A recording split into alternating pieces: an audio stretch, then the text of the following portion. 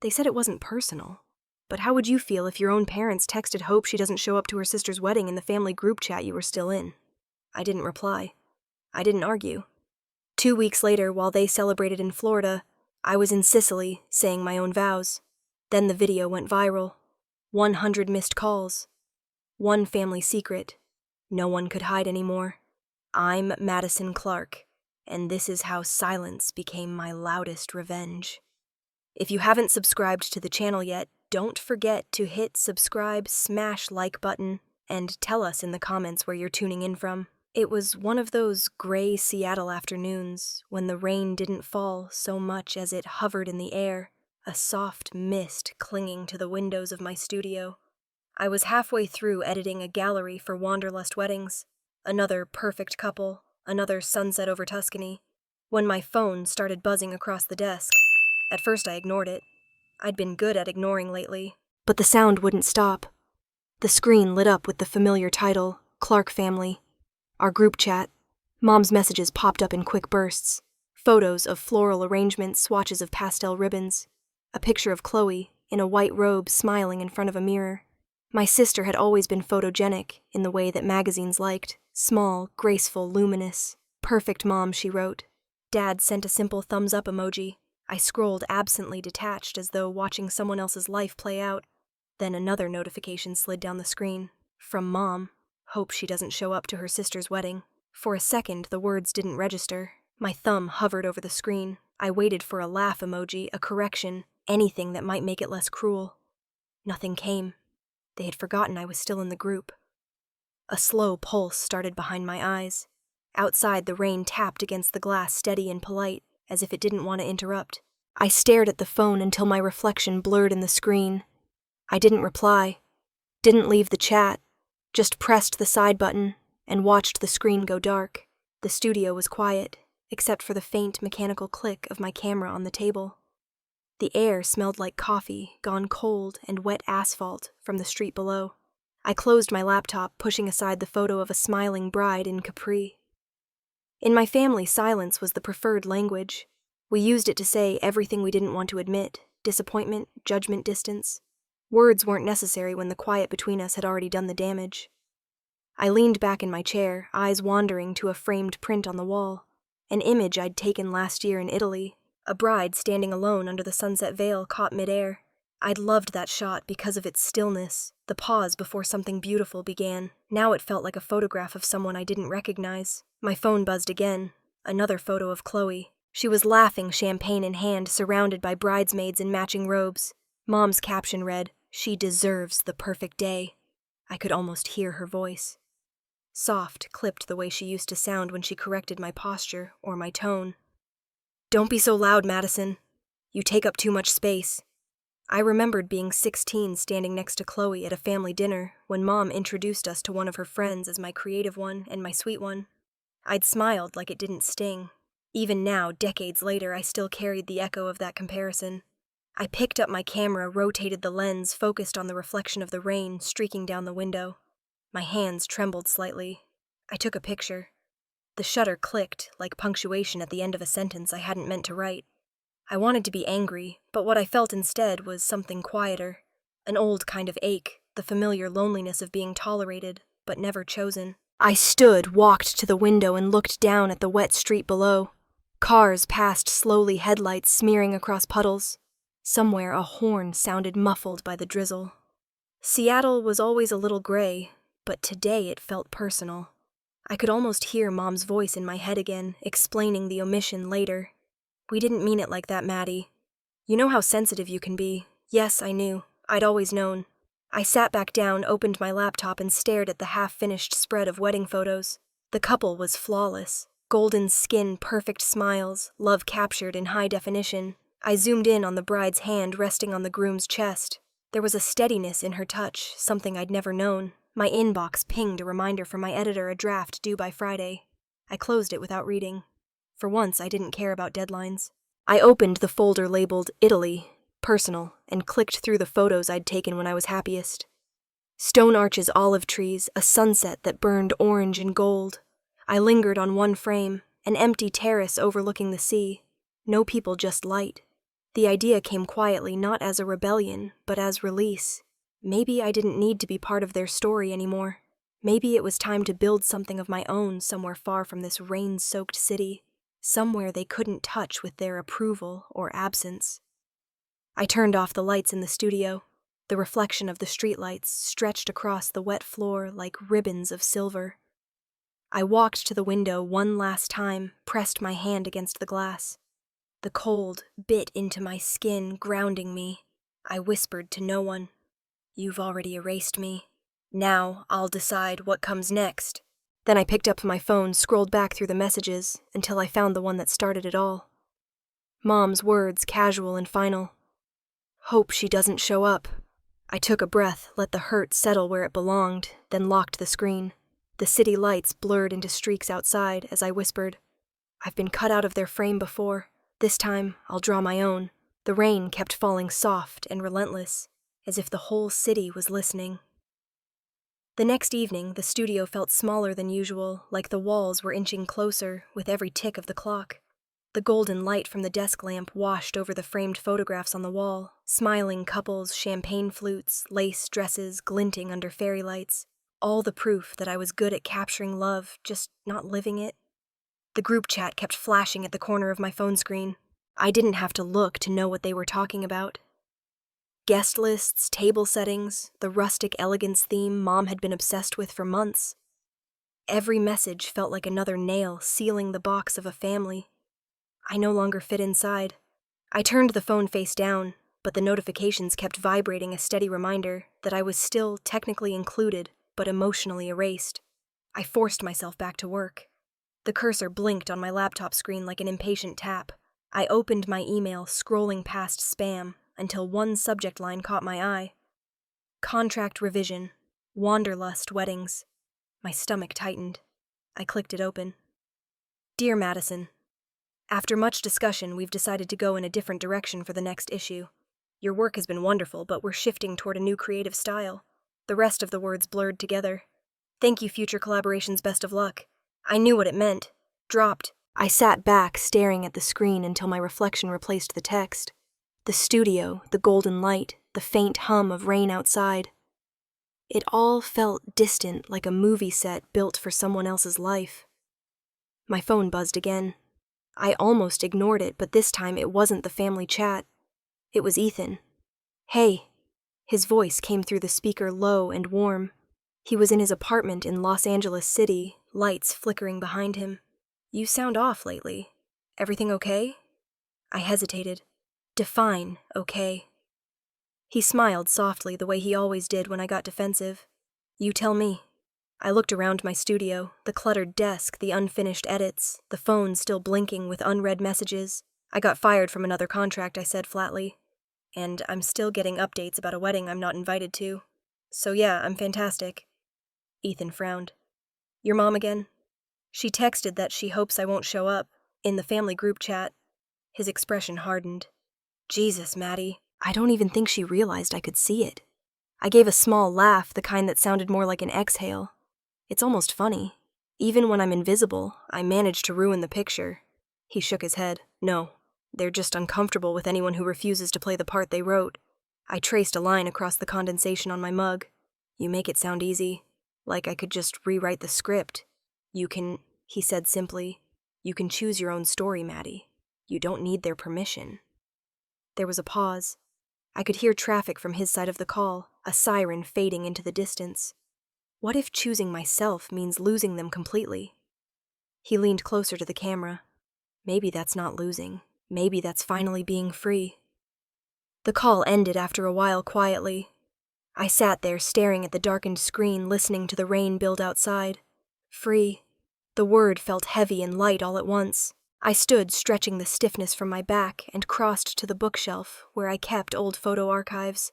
My fingers drifted over the labels until they stopped on one that read, Italy Projects. Inside were hundreds of images, sunsets, narrow streets, couples kissing under olive trees. I pulled out a smaller folder I hadn't opened in years. Sicily, Villa Moretti. I remembered the place instantly. The villa perched above the sea, its stone arches glowing at dusk. I'd gone there 3 years ago for a destination shoot. The couple had been strangers, but their laughter still echoed in the photos. I'd loved the light, the warmth, the feeling that the world slowed down just enough to let beauty breathe. I scrolled through the digital files on my computer, each one pulling me deeper into a place I hadn't realized I missed. The soft gold of the horizon, the way the air looked alive with salt and sunlight. I could almost smell it again. The faint sweetness of jasmine carried by the wind. A strange calm washed over me. For months, maybe years, I'd been living in reaction to my family, trying to prove to please, to survive their silence. But staring at those images, I remembered what it felt like to exist outside of their expectations. My phone buzzed one more time. Another picture of Chloe in her dress this time, surrounded by bridesmaids. The caption reading, "Getting closer." I watched the screen dim, the glow fading into black. I opened the Notes app on my laptop and typed one line without thinking. Find happiness in silence. The words lingered there, simple and true. For the first time in a long while, they didn't sound like surrender. They sounded like a beginning. I saved the file, closed the laptop, and turned off the lamp. The studio fell into darkness, except for the soft glimmer of city lights spilling through the blinds. Outside, the rain had stopped, leaving the air washed clean. I stood by the window, watching the reflections ripple on the street below. Somewhere in the distance, a car drove past, headlights sweeping across the wet pavement like a moving photograph. I whispered to myself, barely audible, maybe I don't need to be part of their story anymore. And for the first time, the thought didn't hurt. It felt like a door quietly unlocking in my chest. December crept in quietly, the kind of cold that made the city feel like it was holding its breath. My apartment in Capitol Hill looked out over a skyline dusted with snow, the Space Needle glowing faintly through the fog. I'd spent the morning editing old photos, the same way people sometimes reread old letters, half out of habit, half out of loneliness. When the call from Ethan came through, I was still in my sweatshirt, hair tied up, coffee gone cold beside me. "He's ready to talk." Ethan said, his voice carrying that mix of excitement and nerves he always had before a big shoot. Who I asked, though I already knew. "Yeppe Moretti," he said. "The guy who owns the villa I told you about. The one in Sicily." I hesitated, glancing at the clock. Now he smiled. "You'll want to see this place again, trust me." A few seconds later, the video connected. The image flickered and resolved into a man in his mid-60s, with silver hair and kind eyes. Behind him, a sunlit wall covered in framed wedding photographs, some in black and white, others faded from time. "Ah, Madison," Clarke Yeppe said with a slight Italian lilt. "The photographer who captures souls, not smiles. Ethan has told me about you." I laughed softly. "That's generous of him." He spread his hands. "It is my pleasure. This villa has seen hundreds of love stories, some big, some small, all beautiful. Perhaps it is time for yours." The words landed heavier than I expected. I looked at Ethan on the screen, his dark hair messy, a small grin tugging at his mouth. He didn't need to say anything. The idea was already hanging between us. I cleared my throat. "Do you happen to have any availability next spring?"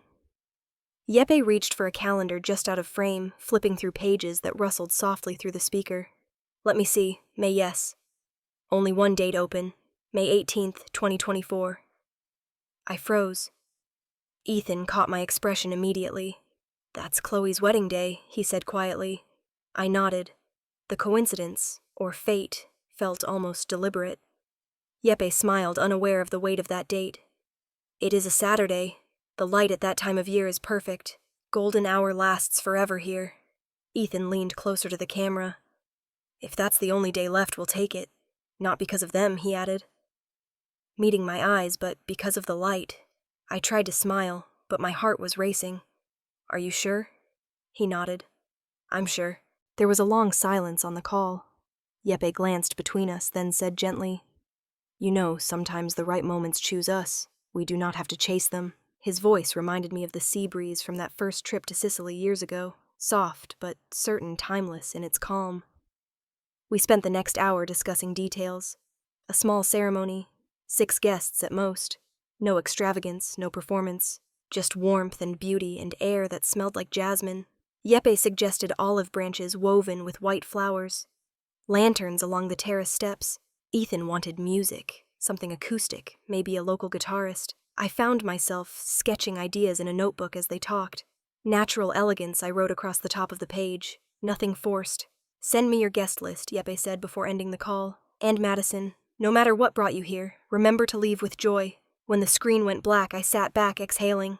The apartment was quiet again, except for the low hum of the heater and the faint hiss of wind against the window. Ethan's face reappeared in a text. You okay? I typed back, yeah, just thinking. Then after a pause, May 18th, of all the days, he replied with a single line that made me smile. Maybe it's not a coincidence. Maybe it's your turn to rewrite what that date means. I didn't answer. I didn't need to. I turned toward the window, watching snow drift down over the streetlights. My reflection looked different somehow, softer, less defensive. I could still hear Chloe's laughter from the wedding videos Mom had sent in the group chat. The image of her surrounded by approval, bathed in love, I'd never been allowed to touch. I picked up my phone and opened the family chat. Dozens of unread messages glared up at me. Dress fittings, menu tastings, flight confirmations. It felt like scrolling through a movie I'd already been written out of. I held my thumb over the leave conversation option, but something stopped me. Instead, I muted the chat. Then, scrolling up, I found the line that had started all this. Hope she doesn't show up to her sister's wedding. I didn't delete it. I didn't need to. It was proof, a timestamp on the moment I decided to stop asking for space and start creating my own. Outside, the snow had thickened, blanketing the city in white. I turned off the lights, letting the glow from downtown spill through the window. The city shimmered faintly like a long exposure photograph. Every light stretching into the next indistinguishable infinite. I whispered into the quiet. They don't need me there. That's fine. I'll find somewhere else to belong. Then I closed my laptop, placed my phone face down, and sat still long enough to feel the weight of what I'd just set in motion. It wasn't anger or sadness that filled me this time. It was something steadier, resolve, maybe even peace. The hum of the city faded into silence.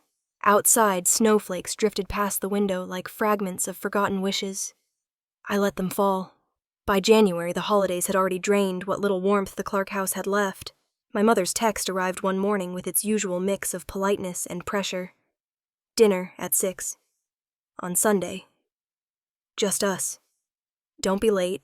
There was no question mark, no emoji, just a command softened by the illusion of invitation. I almost declined. But something about the phrase, just us, made me curious. Maybe a part of me still hoped she'd say something human, something that didn't feel rehearsed. The drive out to their house in the suburbs took 30 minutes. The snow along the shoulders of I-5 had turned gray, crusted with salt. By the time I parked in front of the brick house with its glowing porch light, my stomach was tight enough to ache. Inside, everything was as it had always been, too warm, too clean, too floral. The scent of candles and freshly cut roses hit me like memory. My mother was arranging a centerpiece on the dining table, white lilies, pale pink roses, and eucalyptus leaves, while Dad opened a bottle of wine he probably didn't want, Madison. Mom said, straightening her tone perfectly neutral. You made it. Of course, I said, slipping off my coat. Wouldn't miss it. She smiled, quick and brittle. You never used to. We sat. The table glittered with polished silverware, and place cards that read Evelyn Harold Madison, as if we might forget who we were without labels. Mom launched into the usual monologue, before the soup even cooled. The wedding planner suggested champagne-colored dresses for the bridesmaids. I told her ivory would be better, less distracting. Chloe's complexion is delicate, you know. I nodded. Spooning soup I didn't taste. She's doing a fitting next week, Mom continued. Her friend Hannah is flying in from Boston. Such dedication. That's great, I said. Ryan's parents booked a jazz trio for the reception. She went on, clearly talking to herself more than anyone. It's elegant. Not like those loud weddings people post online these days. I smiled faintly. I photograph those sometimes. She looked up. Yes, I've seen very artistic. The word hung between us, heavy with implication. Dad cleared his throat, sensing the chill. How's work been, Maddie? You keeping busy? Pretty busy, I said. I'm heading to Europe in a few months for a shoot. Mom's knife paused halfway through slicing her salmon. Europe. Yeah. Italy? A small villa outside Palermo? A friend's helping me coordinate. She set the knife down with a soft clink. That's nice. Just be careful not to post too much during Chloe's wedding week. We don't want anyone thinking you're trying to outshine her. I blinked. Outshine her mom gave a small shrug. You know how people are. They'll compare. Best not to create confusion. Dad shifted in his chair. Evelyn, what she said, lightly turning to him. It's practical advice. I laughed, but there was no humor in it. Don't worry, Mom. I'm not planning to compete.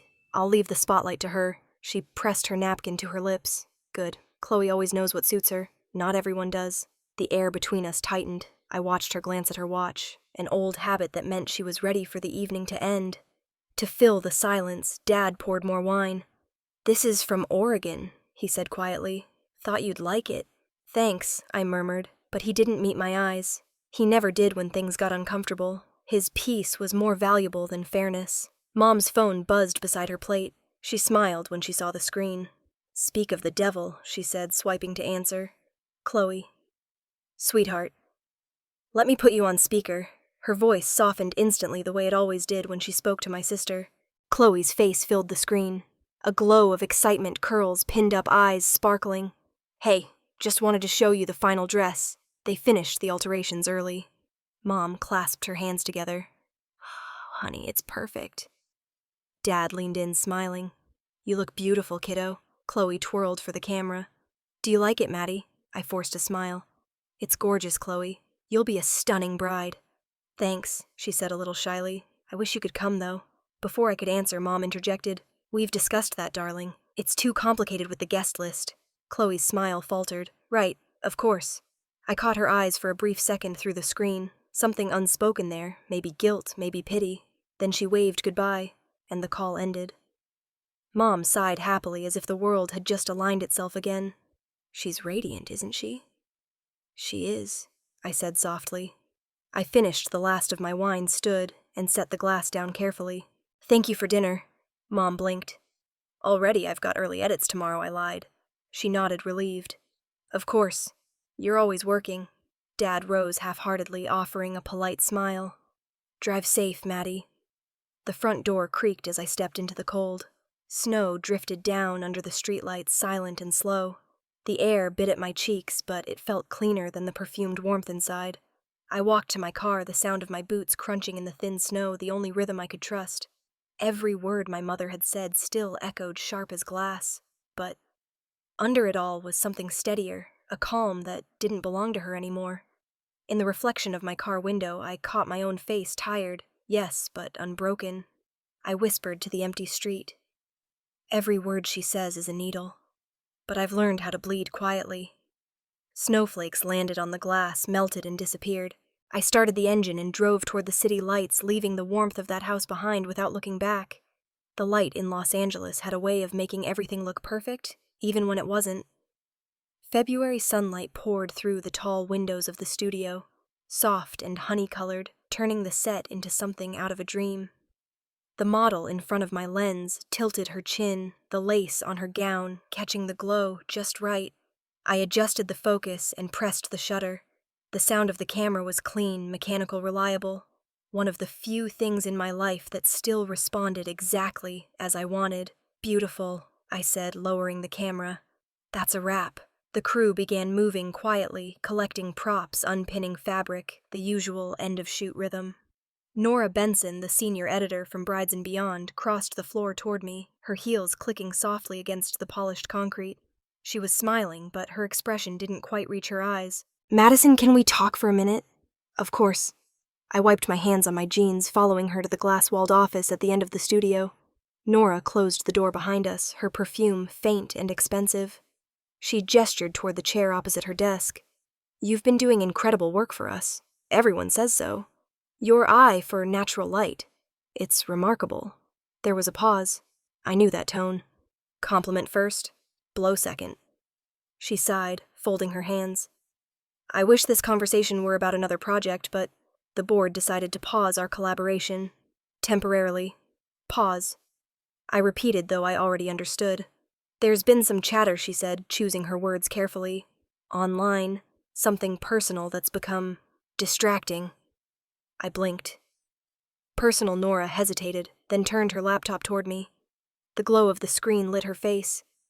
I thought it would be better if you saw it yourself. On the screen was a Facebook post from my mother, dated 2 days earlier. A smiling photo of Chloe standing in front of a rack of bridesmaid dresses.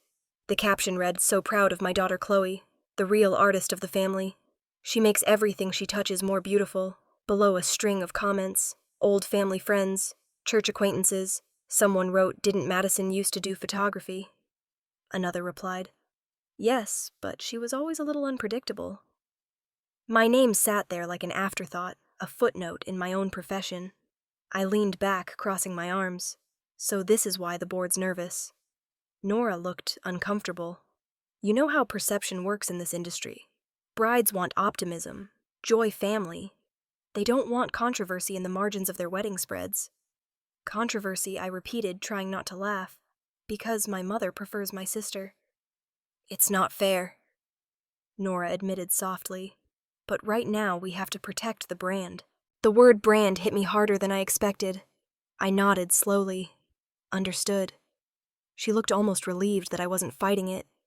"This doesn't change how talented you are. Once things quiet down, we'll revisit." "Sure," I said, standing. "I'll look forward to that." I shook her hand, smiled like a professional, and walked out before she could see my jaw tighten. Outside, the sun was blinding. I put on my sunglasses and stood there on the sidewalk, letting the traffic noise fill the silence. Palm trees swayed above me, absurdly beautiful against the sky. For a city obsessed with image, Los Angeles never failed to remind me how fragile that image could be. I pulled out my phone. There were no new messages from home, no apology, no attempt at clarification, just silence. I opened Instagram instead. The post was everywhere now, shared and liked by distant relatives and people I hadn't spoken to in years. My mother's smile in the photo looked rehearsed, flawless, untouchable. I scrolled down to the comments until my thumb began to ache. A passing thought came cold and sharp. She doesn't even realize she's sabotaging me. Or maybe she does. I locked my phone and exhaled. The air felt heavy, scented with car exhaust and bougainvillea. Back in the rental car, I stared at my reflection in the rearview mirror. "The real artist of the family," I murmured. My own face looked unfamiliar, framed by fatigue and defiance. That evening, I drove to Venice Beach and parked facing the ocean. The sun was setting bleeding gold over the water. A street musician played guitar nearby, the notes drifting on the wind. For a while, I just sat there, watching the horizon blur into color. I thought about all the years I'd spent trying to earn a seat at their table, at Mom's table, believing that success might translate to approval. But there it was again, one post, one sentence enough to erase me. I unlocked my phone and scrolled to Ethan's contact. He picked up on the second ring. "Hey, beautiful. How was the shoot?" "It's over," I said. "That good?" he teased gently. "Worse," I replied. "They dropped me. What? Why?" "Because my family can't help but make me the problem. Mom posted something, another Chloe shrine, and apparently that's bad optics for a bridal magazine."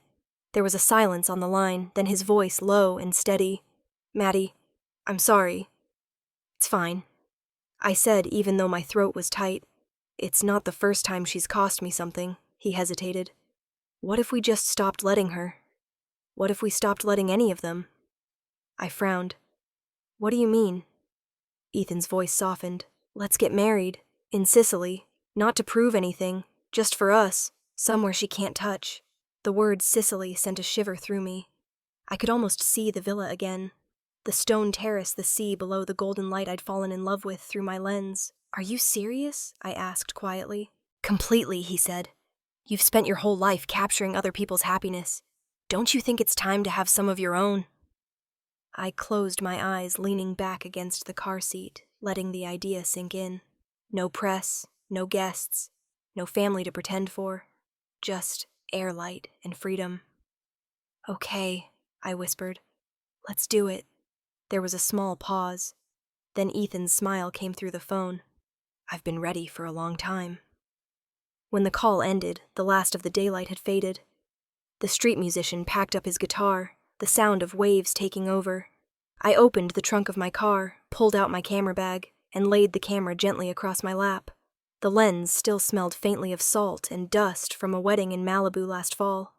I wrapped it in a white scarf, a habit I'd picked up on long flights, a way of protecting what mattered most. As I tied the fabric, I thought maybe this is what starting over looks like. Not loud, not dramatic, just choosing peace over noise. The night deepened. The ocean whispered against the shore.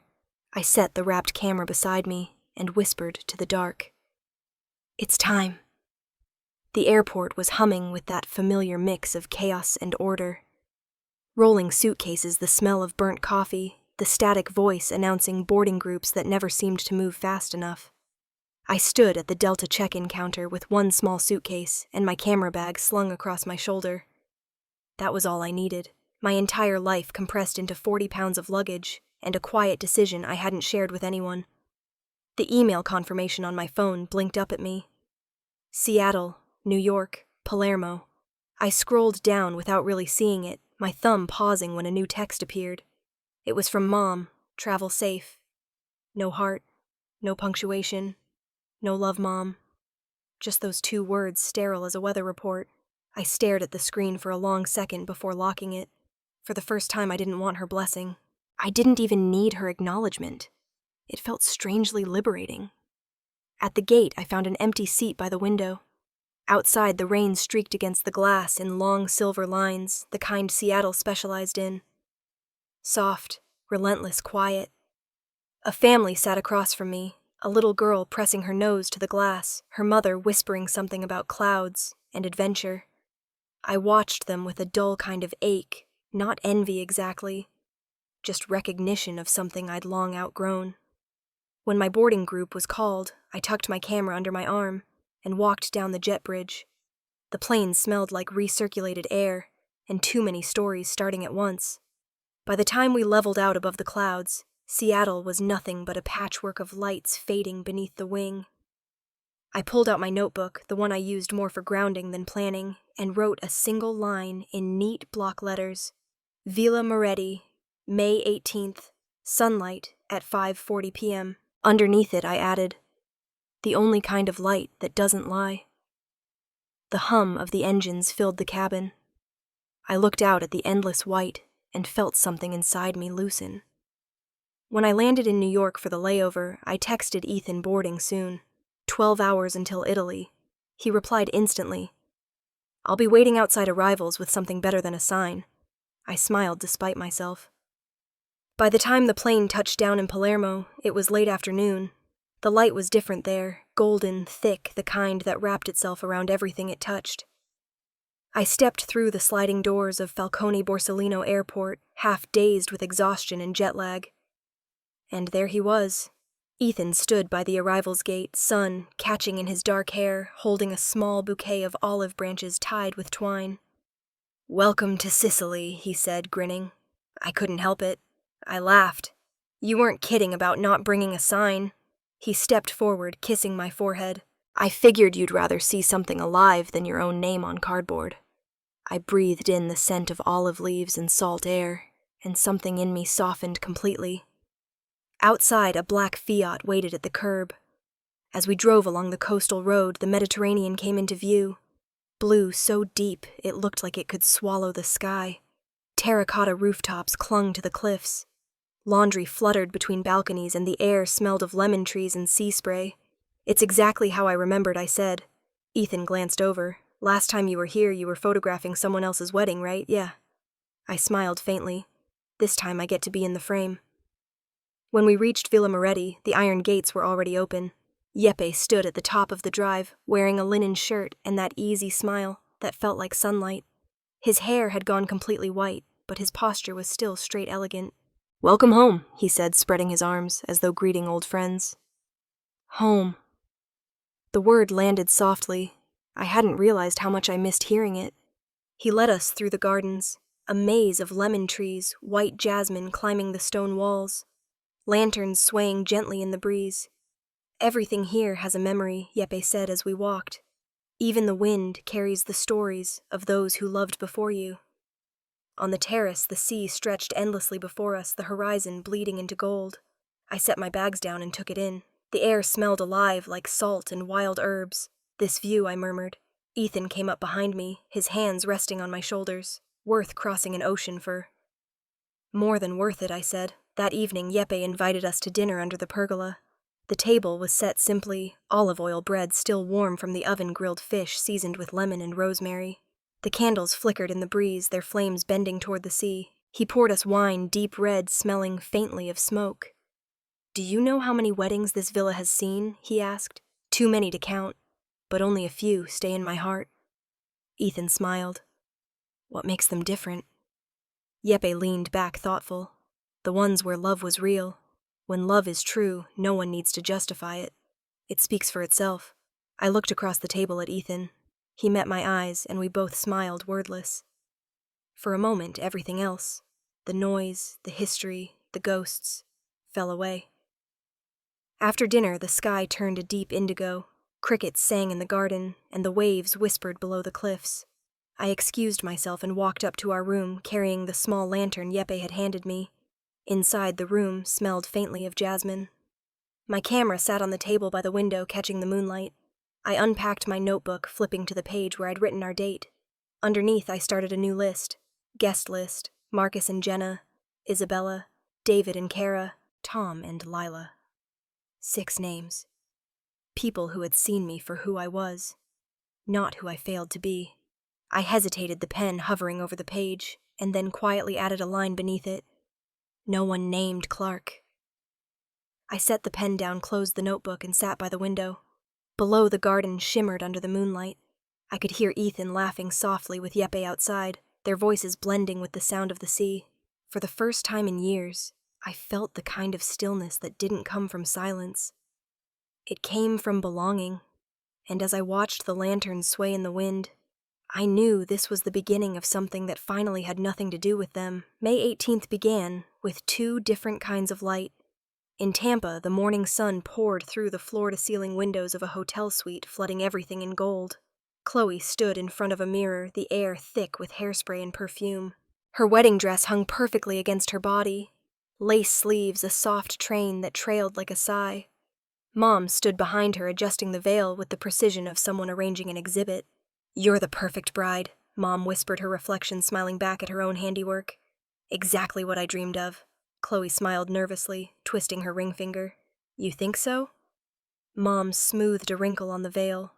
"I know so." Dad poked his head through the door. "They're asking if we're ready." "In a minute," Mom said quickly, still focused on the veil. Dad lingered, looking at Chloe, then at Mom.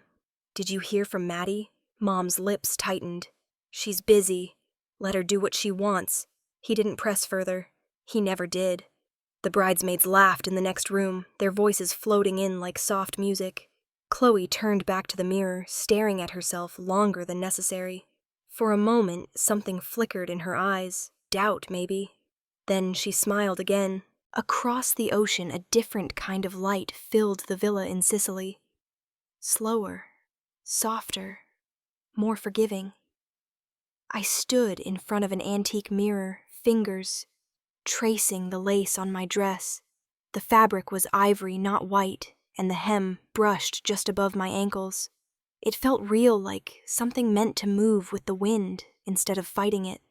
Through the half-open shutters, the late afternoon sun spilled across the floor, painting everything in amber. I could hear the faint notes of a guitar drifting in from the terrace below, where Yeppe and Ethan were talking with the guests. A knock at the door. Ethan leaned in, already dressed in his navy suit, a small olive boutonniere pinned to his lapel. He smiled. "You ready?" I turned toward him, heart steady in a way it had never been before. "I think so." He reached out his hand. "Then let's go make our own story." As he led me down the stairs, the villa opened up around us. The scent of jasmine, the sound of the sea in the distance, the terrace lined with candles. Yeppe stood near the archway, draped in white flowers, his old film camera slung around his neck. 6 chairs were arranged in a semicircle, facing the sea. Isabella waved from the front row, tears already in her eyes. Yeppe raised his glass of wine when he saw me. "Ah, the light waited for you," he said with a grin. "As it should." Everyone laughed softly. The warmth in the air felt almost holy. Ethan and I stood beneath the arch. The sun dipped lower, turning the horizon to liquid gold. Yeppe began the ceremony in his gentle, accented English. "Love does not ask for permission," he said. "It does not require witnesses or validation. It simply is." I met Ethan's eyes, the corners crinkling as he smiled. I could feel everything I'd carried, the rejection, the noise, the smallness, begin to fall away. Ethan took my hand, voice quiet but sure. You don't have to prove anything to anyone, Madison. You never did. I blinked back tears. I just needed to find someone who saw me. He laughed under his breath. You were never hard to see. When we exchanged rings, the guitar shifted into something slower, warmer. I said the words I hadn't written down because they only made sense in the moment. I don't need anyone's approval or applause. Just you. Just this. Ethan's hand tightened around mine. Always. We kissed as the sun broke free from the clouds pouring gold through the arch. The light touched everything. The white petals, the olive branches, the faces of the people who mattered. For the first time I felt seen without being on display. At that same hour in Tampa, Chloe was walking down a flower-lined aisle inside a ballroom filled with 200 guests. A string quartet played something polished and distant. Ryan stood waiting at the altar. His hands folded, his smile practiced for the cameras. Mom dabbed her eyes with a tissue, whispering to Dad, "It's perfect, isn't it?" He nodded, though his gaze drifted toward the back of the room where the last row of empty chairs sat untouched. Chloe reached the altar, slipped her arm from Mom's grasp, and took Ryan's hands. Chloe Clarke, take you Ryan Miller. Her voice trembled slightly but steadied on the next line. In Sicily, Yeppe pronounced. By the light that falls upon you, by the truth you carry within you, you are now husband and wife. Ethan kissed me again, laughter catching between us. Our guests clapped and someone popped open a bottle of wine. The cork flew high, landing somewhere in the garden. I looked at the horizon where the sky melted into the sea. They have everything I once thought I wanted, I said quietly. But I have something they'll never understand. Ethan brushed a strand of hair from my face. What's that piece? I said simply. He smiled. Then we're rich. As evening settled, lanterns began to glow across the terrace. The guitarist switched to a Sicilian folk song, light and playful. Yeppe handed Ethan his camera. Now it's your turn to capture your own moment, he said. Ethan laughed, snapping a photo of me spinning barefoot under the fading light, my dress catching the breeze.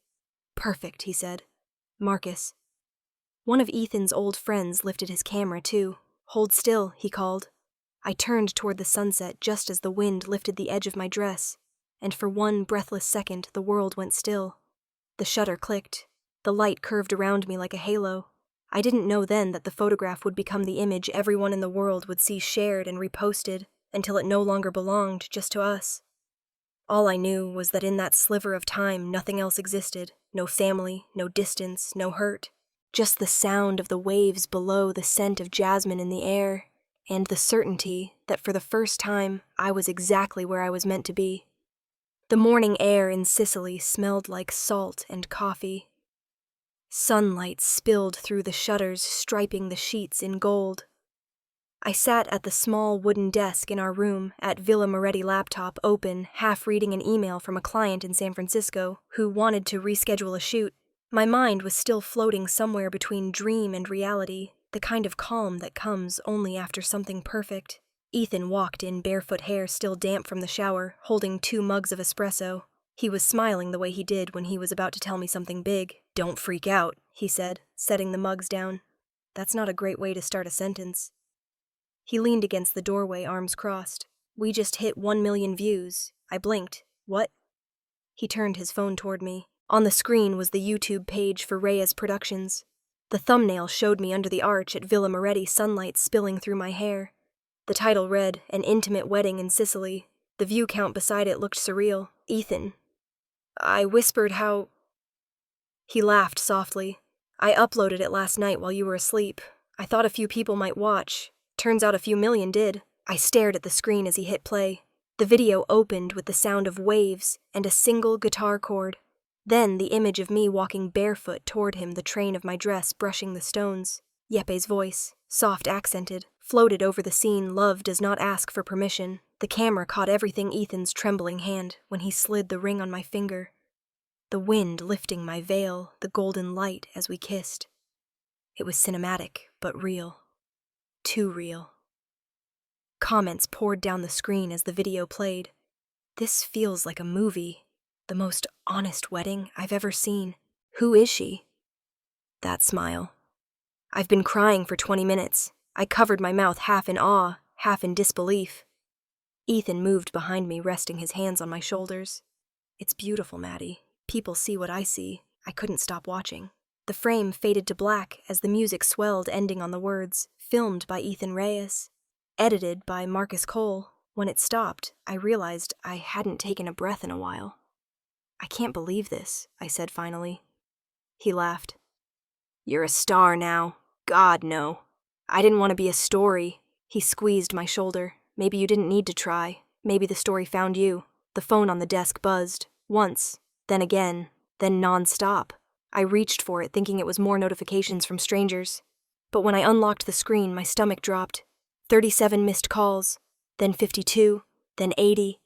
The number kept climbing. Mom, Dad, Chloe, Aunt Patricia. A new message appeared from Mom. "What have you done?" I set the phone down like it might burn me. Ethan saw my face. "What's wrong?" I turned the screen toward him. "They know." He exhaled slowly. "Of course they do. It's everywhere." I sat back, running a hand through my hair. I didn't even tell them I was getting married. Now the entire internet knows before my own mother. He crouched in front of me. "Hey, look at me. You haven't done anything wrong. She's going to think I did this to spite them." "Did you?" I hesitated. "No. But she'll never believe that." The phone buzzed again, another message from Mom. "You made a fool of us. Do you realize what people are saying? I let the screen go dark." The sound of waves drifted in from outside, soft and steady. Ethan watched me carefully. "You don't have to answer. I know I said, though, part of me wanted to call her anyway, to explain, to fix it, to do what I'd always done. But something in me stayed still. I wasn't that version of myself anymore." He sat next to me on the edge of the bed. "Are you okay?" "I'm fine," I said quietly. "I'm just waiting for them to learn how to listen." He smiled faintly, like he understood exactly what I meant. We went downstairs. Yeppe was setting breakfast on the terrace. Espresso figs, fresh bread. He looked up when he saw us, grinning. "Ah, the newlyweds. You are famous now." "No," I blinked. "What?" He waved his phone. "Everyone in Italy is sharing the video. My niece in Rome sent it to me this morning. She said, 'Uncle Yeppe, look, your villa is on the internet.'" He laughed. "It's good for business." Ethan and I exchanged a look, somewhere between pride and panic. Yeppe poured us coffee, unconcerned. "You know, love stories like yours remind people to feel. That is rare now." I smiled weakly, unsure how to respond. By afternoon, the story had spread beyond Italy. Marcus called from Los Angeles. "You've seen this, right? The video's on the front page of Vimeo Daily, and someone tagged Vogue Weddings. It's insane." Ethan took the call while I sat by the window, scrolling through social media. My face was everywhere. On wedding blogs, travel accounts, even a tourism post about Sicily. The same photo Marcus had taken during sunset had gone viral. Me turning toward the horizon, my dress catching the wind. The captions varied. An intimate escape. Love without permission. Photographer excluded from her sister's wedding creates her own love story. That last one hit me hardest. I stared at it, unable to look away. They didn't know the details, but somehow the internet had pieced together enough. Chloe's public wedding, my absence, the timing. Strangers were writing essays about sibling rivalry and reclaiming your narrative. I felt both exposed and invisible. When Ethan came back inside, I turned the laptop toward him. "It's not just a video anymore. It's a headline." He scanned the page, then looked at me. "How do you feel?" I thought for a moment. Like my silence isn't silence anymore. It's public property. He reached for my hand, then let them hear what peace sounds like. We stood there watching the sun dip lower its reflection, stretching across the Mediterranean. The phone buzzed again this time, with a number I didn't recognize. Some journalist from New York, probably. I didn't answer. Outside, Yeppe lit the lanterns one by one, humming an old Sicilian song. The garden glowed softly. I looked at Ethan and smiled faintly. "We didn't plan this." He laughed. "The best things aren't planned." But as I gazed at the screen one last time, the article headline glaring back at me, I knew something had changed. This wasn't just our secret anymore. The world was watching. And for the first time in my life, my quiet didn't mean being unseen. It meant being heard in a way I'd never expected. The office smelled faintly of paper and coffee, that mix of order and exhaustion that only law firms seem to perfect. Rain hit the tall windows in steady rhythms, blurring downtown Seattle into streaks of gray. I sat across from Maggie Lopez, my attorney, while my phone buzzed non-stop on the table between us. Calls from numbers I didn't recognize, voicemails I hadn't listened to, interview requests piling up like static. Maggie adjusted her glasses, scanning a folder thick with printouts. "The video's at 10 million views as of this morning," she said, matter-of-factly.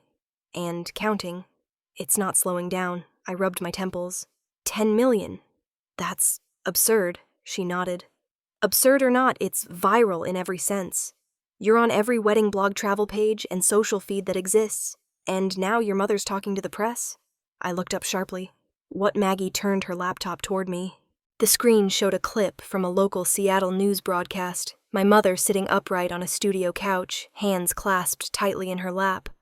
A polite smile stretched across her face. "My family is being attacked online," she was saying, her tone calm, but rehearsed. "People don't know the full story. They see a video and think they understand our lives. But they don't." Dad stood behind her off to the side, hands folded, saying nothing. Maggie muted the clip. She's already done 3 interviews this week, all carefully worded to sound like concern. But the subtext is there. She's painting herself as the victim.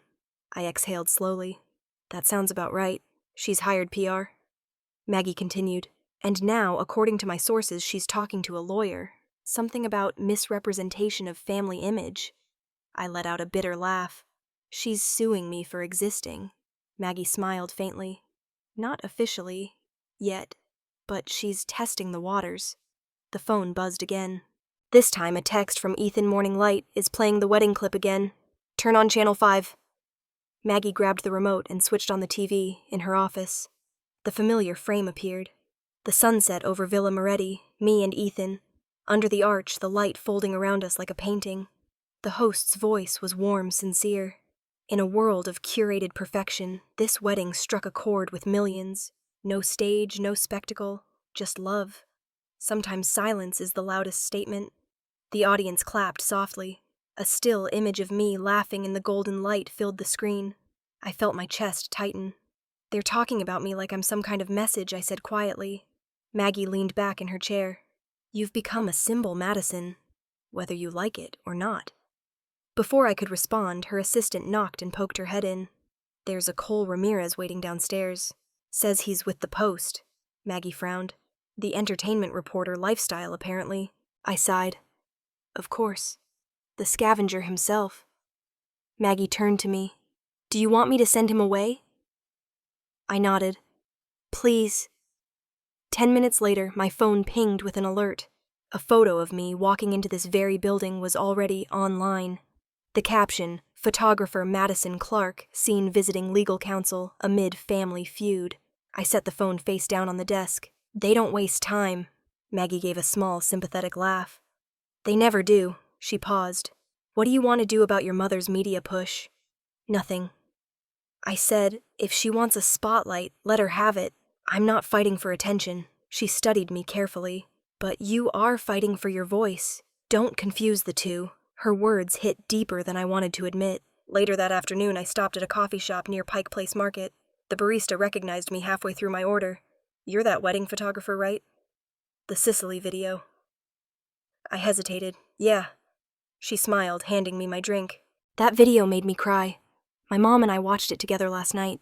We just felt something. Thank you." I nodded, speechless for a moment. "You're welcome," I said softly. Outside rain washed the city in reflections, neon signs bleeding into puddles. Umbrellas colliding, the smell of wet pavement sharp and familiar. I wanted to disappear into it all. By the time I returned home, my phone had more than 100 new notifications. I scrolled through them numb until one headline stopped me cold. "Mother of viral bride speaks out. We're being misjudged." The article quoted Mom extensively, describing her as graceful under pressure. It mentioned Chloe's wedding too, framing the timing of mine as coincidental but suspicious. But then at the bottom of the page was a leaked screenshot, our family group chat. The message, "Hope she doesn't show up to her sister's wedding." I froze. My heart slammed against my ribs. The timestamp was visible. The sender, Evelyn Clarke. Within minutes, the internet had exploded. Twitter, TikTok, Instagram, all flooded with the same image. Comment sections filled with disbelief and fury. One tweet read, "She didn't even invite her. This is heartbreaking." Another, "Imagine being so threatened by your own daughter's light." A third carried the new hashtag spreading like wildfire. "Let Madison be happy." Ethan called immediately. "You've seen it right, I have." My voice was steady, but my hands weren't. "Are you okay?" "I don't know yet," he exhaled. "It's everywhere, Maddie. The talk shows are dissecting it. People are on your side." I almost laughed. "That's not comforting." "It's justice," he said gently, in its own messy way. I walked to the window. The rain had stopped, leaving the city glowing under the evening light. For the first time, I felt the weight of everything that had happened. Not just the family rejection, not the fame, but the sudden clarity of being seen for the truth I'd been living all along. Maggie texted a few minutes later. "Your mom's lawyer just filed a statement. Don't panic. We'll handle it," I typed back. "I don't need to win, Maggie. I just don't want to be silent anymore." Her reply came quickly. "Then speak. You've already earned their attention." I put down the phone, my reflection in the glass looking stronger than I remembered. Some storms don't destroy things. They reveal what's been fragile all along. And as the city lights flickered below, I realized this wasn't just about a wedding, or a video, or a family. It was about truth finding its way to the surface, one leaked message at a time. The courthouse smelled like wet coats and old paper. Rain slid down the tall glass windows in thin streaks, blurring the crowd of reporters waiting outside. Their camera flashes flickered like lightning each time the doors opened.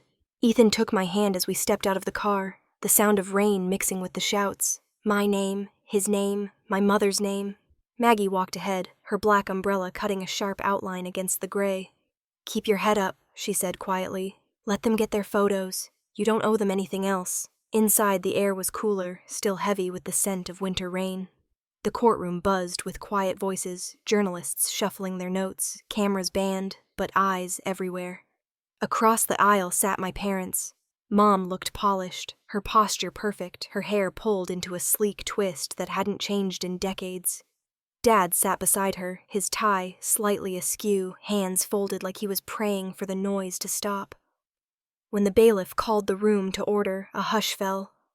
The opposing attorney, a tall man with a gleaming silver watch, stood first. "Your Honor."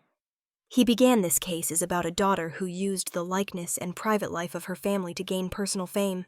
Mom's expression didn't flicker, but her eyes darted toward me for the briefest second.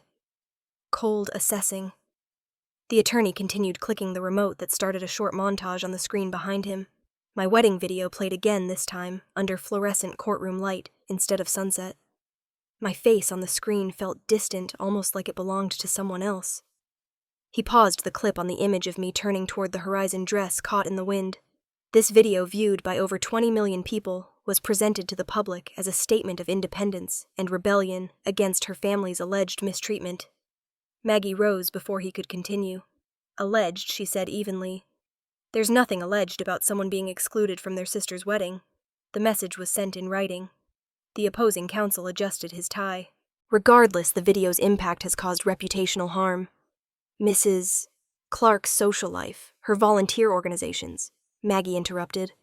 "So the harm is embarrassment." He hesitated. "It's defamation through implication." Maggie turned to the judge. "Your Honor, the plaintiff's complaint seems to be that my client's happiness made them uncomfortable. Last I checked, that's not illegal." A few quiet laughs rippled through the back of the room. The judge, an older man with tired eyes and a reputation for patience, raised a hand. "Let's stick to the facts." Mom finally stood. "Your Honor, I'm a mother. I love both my daughters, but the internet turned me into a villain. I've received hate messages, threats, people saying I'm jealous of my own child. None of that is true. Madison used our private family situation to make herself look noble. She humiliated us." Her voice wavered slightly on the last word, and for a second I almost didn't recognize it. Maggie didn't flinch. "Mrs. Clarke," she said gently, "no one forced the world to see your actions that way.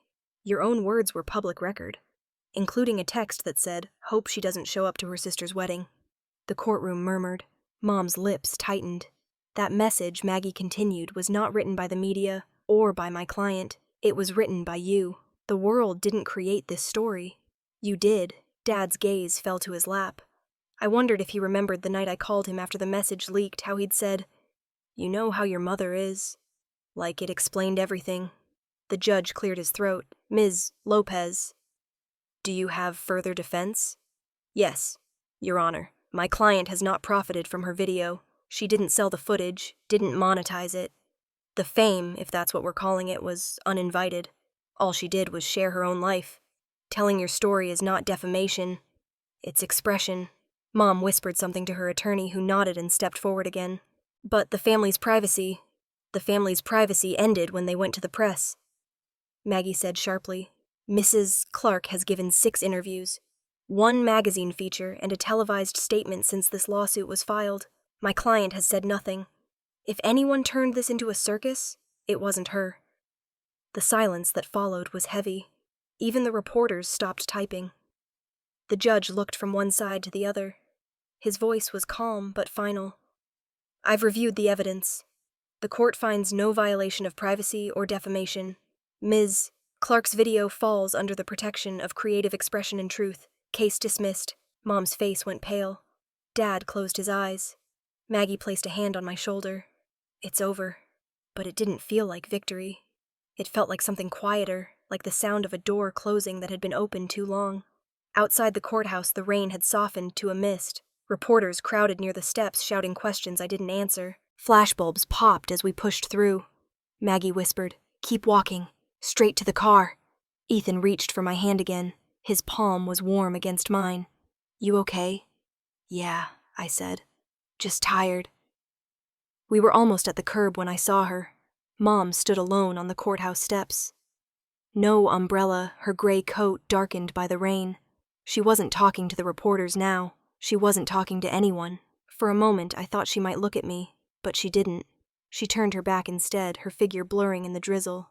Ethan followed my gaze. "Do you want to?" I shook my head. "No, I've said everything I needed to." He nodded. I looked up at the gray sky, the rain catching in my hair, and felt a strange kind of lightness. For years, I'd imagined this scene differently. A dramatic apology, a reunion, maybe tears. But standing there soaked and silent, I realized I didn't need any of that. Justice hadn't fixed the past. It had just freed me from it. As we walked away, a reporter called after me. "Madison, any comment on your win today?" I turned just enough for them to hear. "Some stories don't need a winner," I said. "Only an ending." Then I smiled small and certain and stepped into the rain. The rain had finally stopped, leaving the city washed clean and quiet. The soft light of early spring spilled through the tall windows of my studio, warming the wooden floor and catching the edges of the framed photos on the wall. Sunsets in Sicily, lanterns in the garden. Ethan's hand reaching for mine. It had been almost a year since the wedding, and the silence that followed the trial had been its own kind of peace. I was retouching a portrait for a client when I heard the soft creak of the front door. I didn't look up right away. Deliveries came and went all the time. But then a familiar voice said quietly, "Hi, Maddie." I turned, my breath catching. Chloe stood in the doorway, her hair a little shorter, her eyes rimmed red from travel or tears. Or maybe both. In her hands was a bouquet of white jasmine, its scent delicate and nostalgic. "Chloe," I whispered, "what are you doing here?" She stepped inside, closing the door behind her. "I flew in this morning. From Tampa." I stared at her, surprised. "You didn't tell anyone." She shook her head. "Mom doesn't know. I didn't want her to." She walked closer and placed the bouquet gently on the work table beside my laptop. The flowers looked out of place among the camera lenses and memory cards. "I saw the message," she said quietly. My chest tightened. "What message?" "The one from the group chat," she said. "I didn't see it until months later. Someone sent it to me after it leaked. I didn't know what to say." Her voice trembled barely above a whisper. "I was a coward, Maddie. I should have stood up for you. I should have said something to Mom, to everyone. But I didn't. I kept pretending everything was fine because it was easier. I looked at her, really looked at her. The polished glow she always had in our mother's world was gone. Her makeup was smudged, her shoulders slumped with exhaustion. "You're not the only one who stayed quiet," I said softly. We were both raised to believe silence kept the peace. She nodded, tears sliding down her cheeks. It didn't, though. It just made everything worse.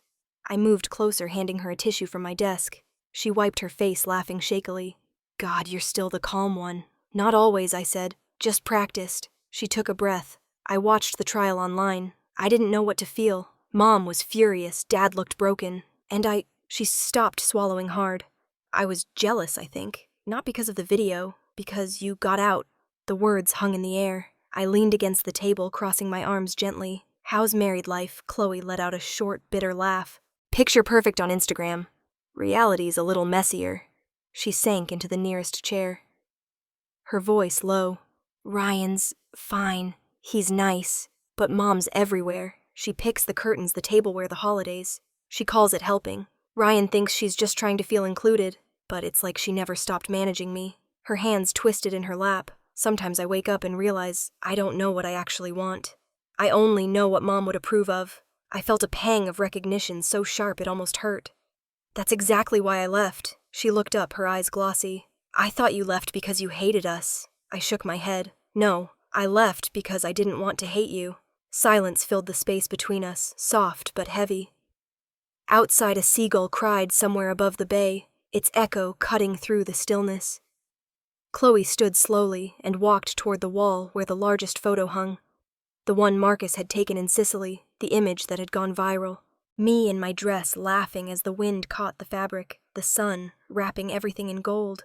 It's even more beautiful in person, she said quietly. When I saw this picture online, I kept thinking, she looks free. I wanted to know what that felt like. I walked to stand beside her. I said, it's not about running away. It's about choosing what feels real. She turned to me, tears brimming again. I'm sorry, Maddie. I'm sorry I didn't defend you.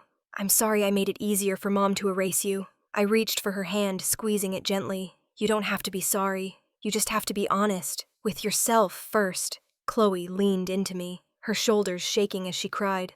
I wrapped my arms around her, holding her the way I used to when we were kids, when the world still felt fixable. After a while, she pulled back, her face flushed but calmer. Do you think Mom will ever change? I smiled sadly. Maybe, but we don't have to wait for that to start living. She nodded, her fingers brushing the edge of the jasmine bouquet. I used to hate the smell of this, she said, half smiling. Mom planted it outside our window. She said it symbolized purity. Maybe it can mean forgiveness. Now, I said. Her eyes softened. You always were the poet. I just learned how to reframe things, I said. That's what photographers do.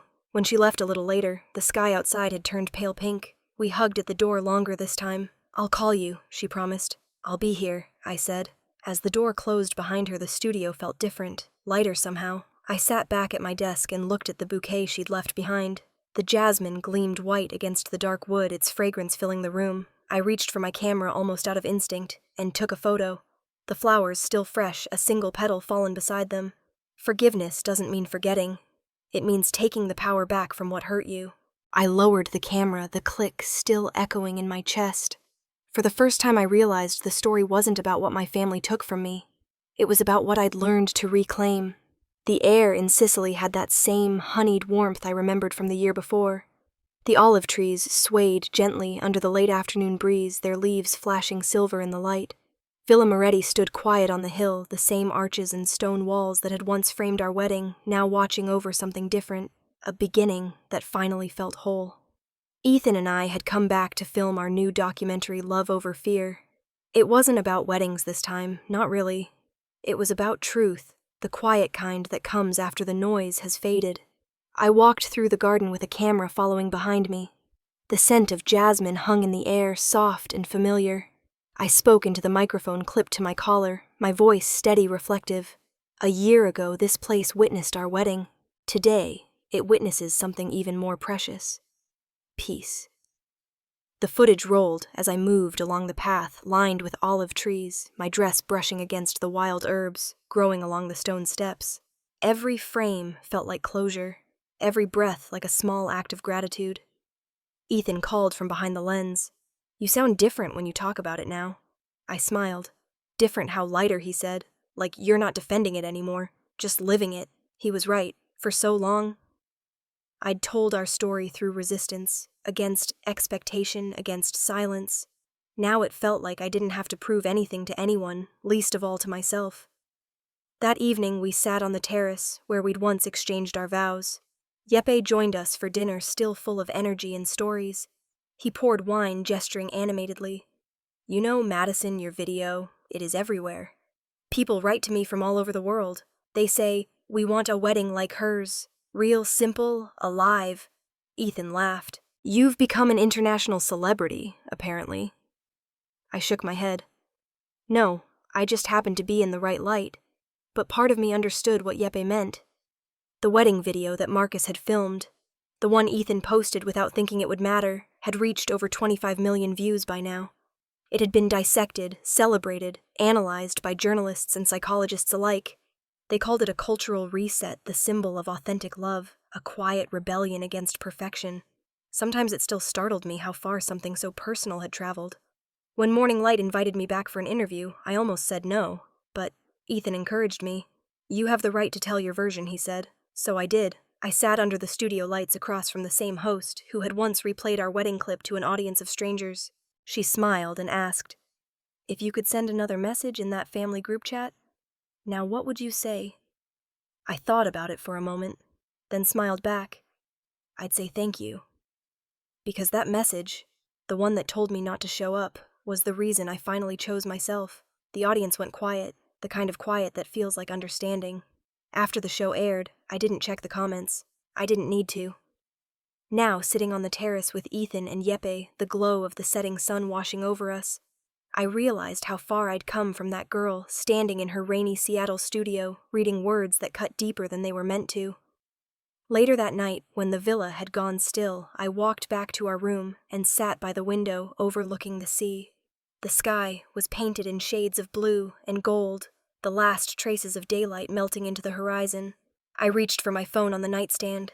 The screen lit up, and there it was, still sitting quietly in my list of chats. Clarke, family. The last message remained pinned at the top. Hope she doesn't show up to her sister's wedding. I stared at it for a long time. Once that message had broken me. Now it didn't hold power anymore. It was just a few words from another lifetime.